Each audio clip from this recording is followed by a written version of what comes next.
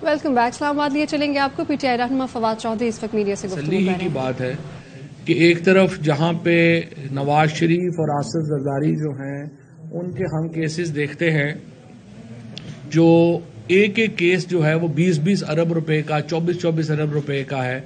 वहां पे इमरान खान के ऊपर अगर कोई एलिगेशन मिला है तो वो ये है कि उन्होंने जो घड़ी खरीदी थी कानून के मुताबिक उन्होंने बेच दी, और इस तरह से इमरान खान ने 3.5 करोड़ रुपए या 4 करोड़ रुपए जो हैं वो प्रॉफिट कमाया।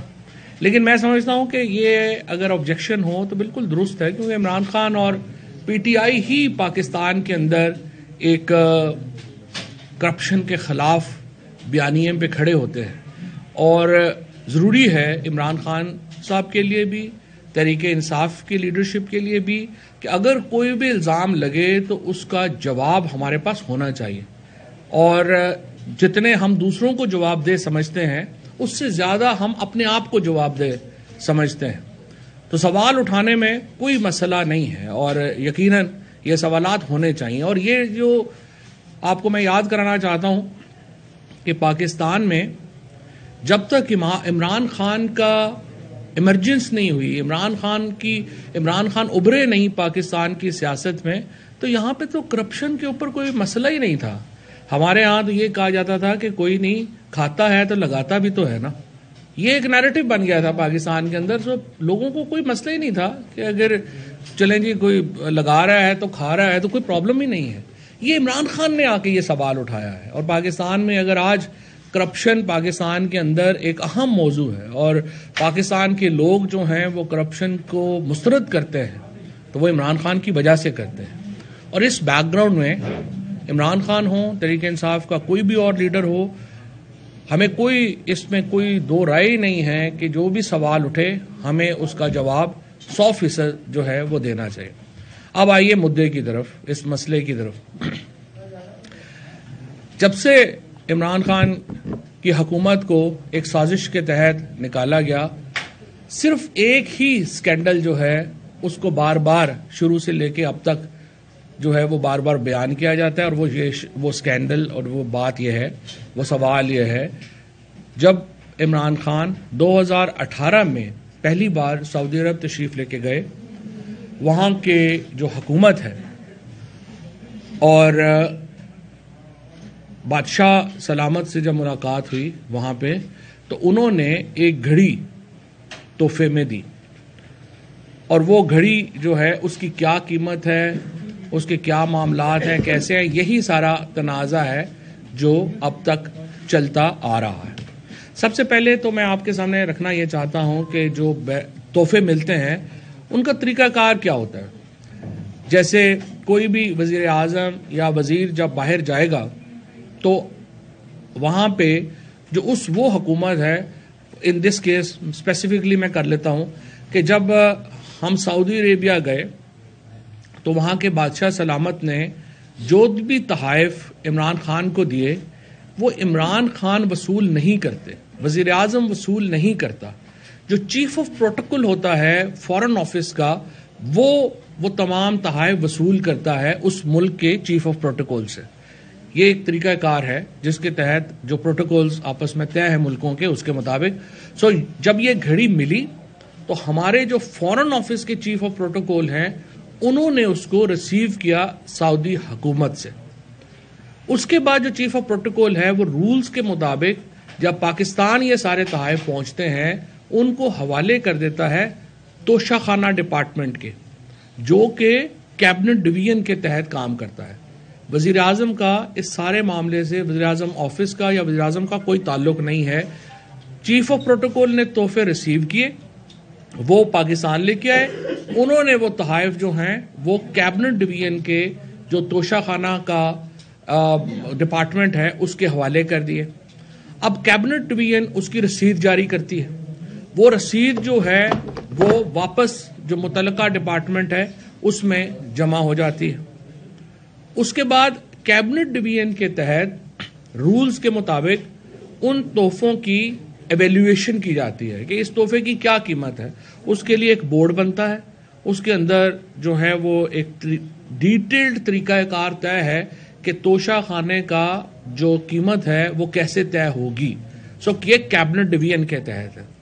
وہ اس کی ایویلیویشن کرتے ہیں اور ایویلیویشن کرنے کے بعد جو متعلقہ اس کیس میں فار ایگزامپل وزیر اعظم کو تحفہ ملا تھا تو وہ وزیر اعظم آفس کو یہ لکھ کے بھیجتے ہیں کہ آپ کو فلانے ملک سے جو تحفہ ملا تھا اس کی ہم نے ایویلیویشن کی ہے, اس کی یہ قیمت ہے.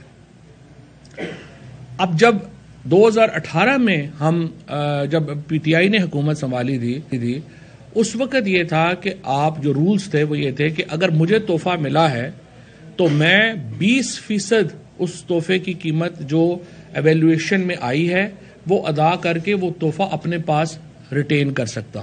یہ قانون تھا جو پی ٹی آئی نے نہیں بنایا ہوا, یہ پہلے بنا ہوا تھا.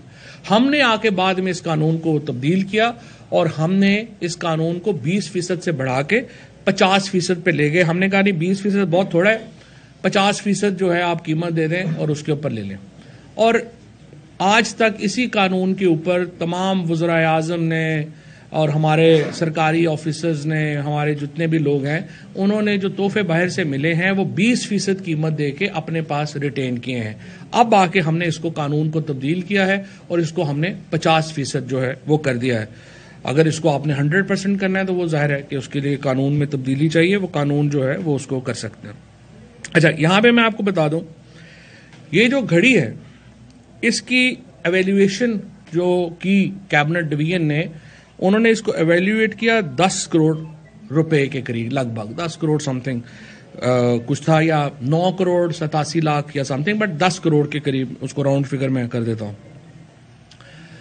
اس کے 10 کروڑ کی پرائس جو ہے وہ اس گھڑی کی اور اس سیٹ کی جو ہے وہ ایویلیویٹر نے مقرر کی اور رولز کے مطابق 20% اس کا ادا کر کے یہ جو تحفہ تھا یہ عمران خان صاحب کی ذاتی ملکیت میں چلا گیا. اس کے بعد یہ جو تحفہ تھا اس کو مارکیٹ میں خان صاحب نے بیچ دیا. جو یہ بکا 5 کروڑ 70 لاکھ روپے کا, 5 کروڑ 70 لاکھ روپے کا پاکستانی مارکیٹ میں یہ بکا. اور اس کے مطابق اس کے اوپر کیپٹل گین ٹیکس بھی ادا کیا گیا. یہ خان صاحب کے جو گوشوارے ہیں ان میں بھی جو ہے اس کو ظاہر کیا گیا اور الیکشن کمیشن میں بھی اس کو ڈکلیئر کیا گیا. یہ ہے اس کہانی کی ساری روادات. اب رات کو جو انہوں نے جیو والوں نے شاہ زیب خانزادہ کے پروگرام میں جس طریقے سے عمر ظہور نام کے ایک آدمی کو پیش کیا اور اسے کہا کہ یہ اس گھڑی کا بائر ہے. عمر ظہور نام کے کسی شخص کو یہ گھڑی نہیں بیچی گئی, نہ ہی یہ گھڑی کبھی جو ہے وہ فرا گجر جو ہیں ان کے جو ہے وہ حوالے کی گئی بیچنے کے لیے, اور نہ ہی ظاہر ہے اس کا ان سے کوئی تعلق ہے. اور اب رات کو میں سن رہا تھا جو احسن سلیم گجر ہیں جو خاوند ہیں ان کے فرا بی بی کے, انہوں نے رات کو یہ واضح طور کے اوپر کہا ہے کہ وہ اس شخص سے کبھی نہیں ملی, عمر ظہور سے. عمر ظہور کون ہے؟ ناروے میں یہ فیملی رہتی تھی, 4 بھائی ہیں, 4 میں سے 3 بھائی جو ہیں وہ ناروے میں جیل میں کرمنل کیسز میں. خود عمر ظہور کے اوپر منی لانڈرنگ کا کیس ہوا.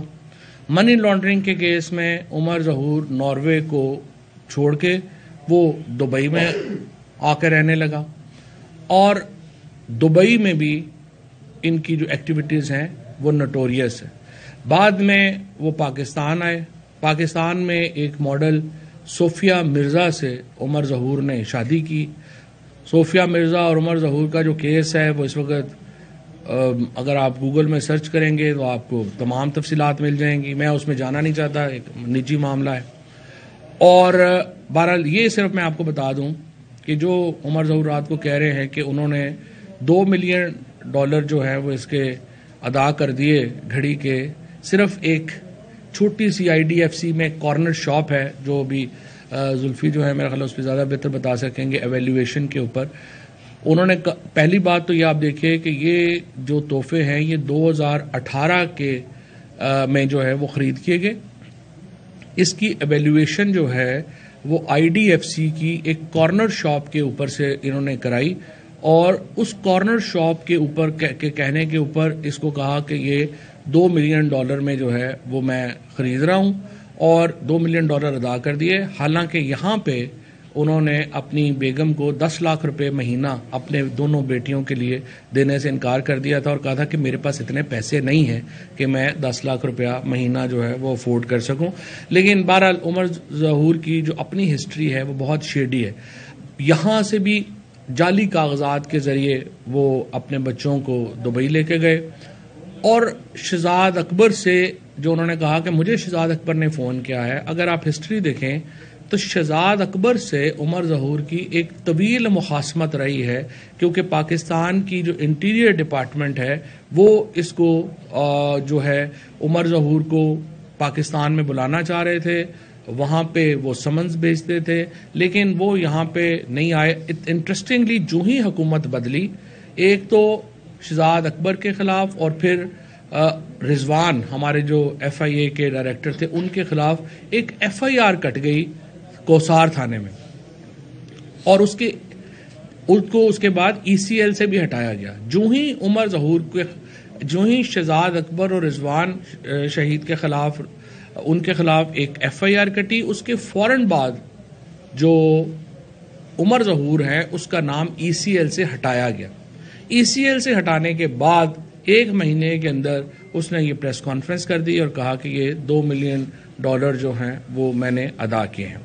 اب ان تمام حالات کے پیش نظر ہم نے یہ فیصلہ کیا ہے، ہم عمر ظہور کے خلاف دبئی میں قانونی کارروائی کا آغاز کر رہے ہیں، اور جنگ گروپ کے خلاف ہم لندن میں قانونی کارروائی کا آغاز کر رہے ہیں.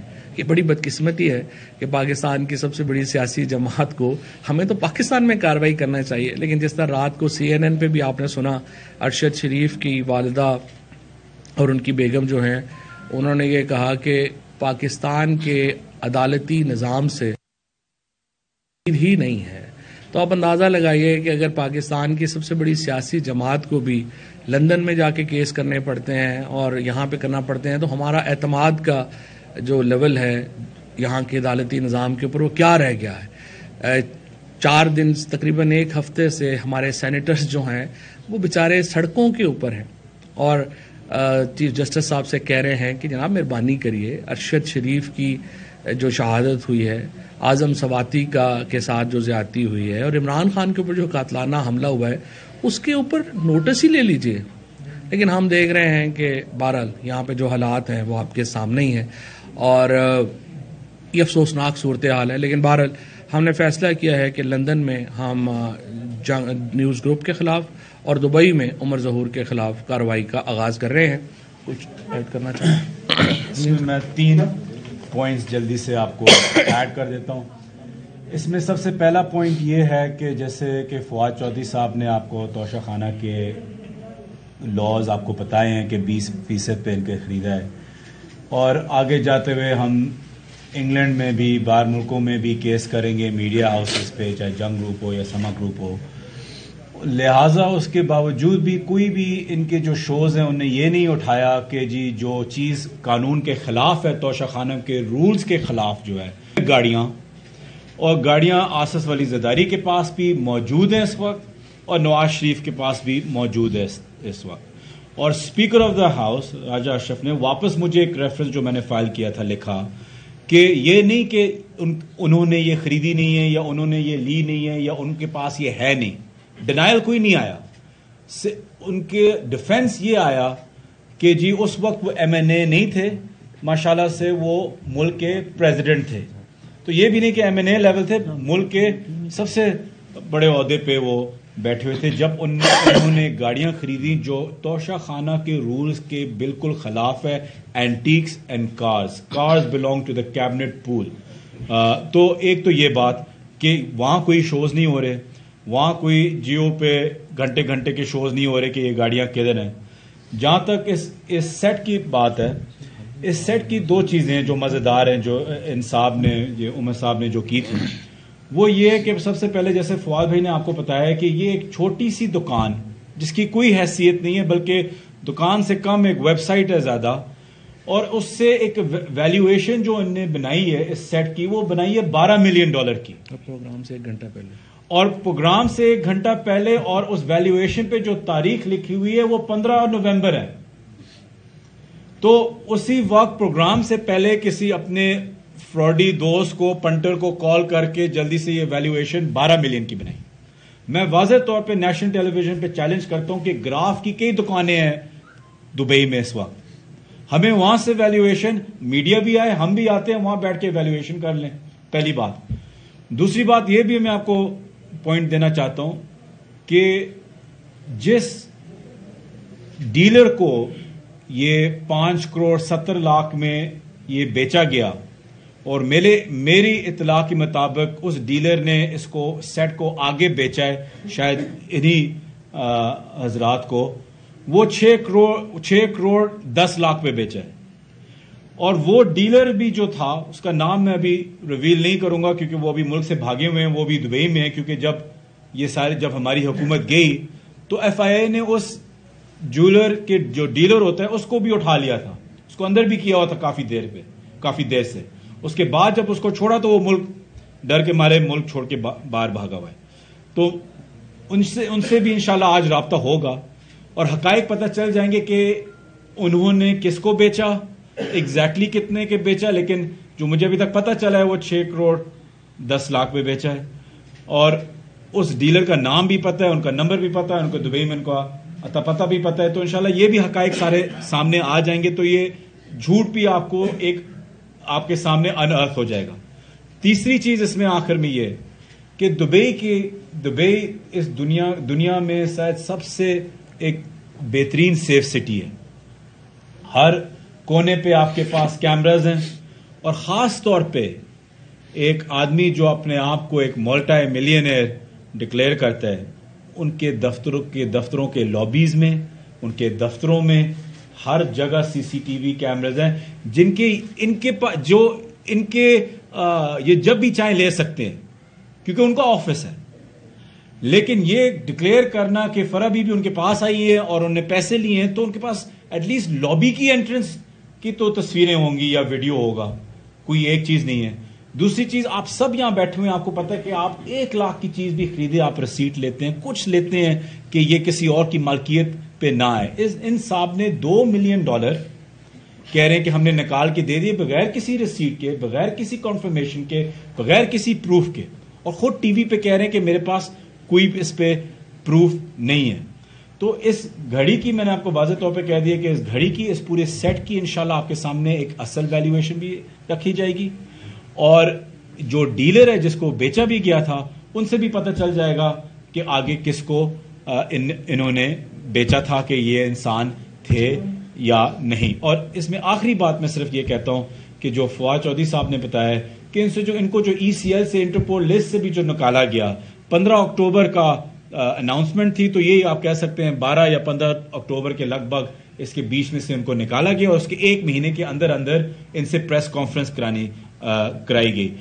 جو اس میں آگے شرین مزاری صاحبہ اس میں تفصیل سے بات کریں گی. میں آپ کو یہ کہہ رہا ہوں کہ اس 1 مہینے کی کرونالوجی اگر آپ اٹھا کے دیکھیں، کسٹوڈیل ٹورچر سے لے کے پریس کے اوپر، خان صاحب کے اوپر حملہ، ارشد شریف صاحب کی شہادت، اب یہ اس پوری سرکس کی اگر آپ کرونالوجی اٹھا کے دیکھیں 30 دن کے اندر کیا ہوا ہے، تو ہر چیز واضح ہو جائے گی کہ یہ کون سی سرکس ہے اور اس کا رنگ ماسٹر بھی کون ہے. شکریہ. بسم اللہ الرحمن الرحیم. میرے کو 3-4 پوائنٹ ہیں. سب سے پہلا سوال تو یہ اٹھتا ہے، جیسے جدھر زلفی نے ختم کیا، کہ یہ سرکس جو بنائی جا رہی ہے اس کے اب سارے تانے بانے مل رہے ہیں زیادہ سے زیادہ. ارشد شریف کی شہادت اسی کے ساتھ ہی ہے. اس کے ساتھ ہی نیوز بلیٹن سے فی الوقت آپ دیکھتے رہیے ARY نیوز.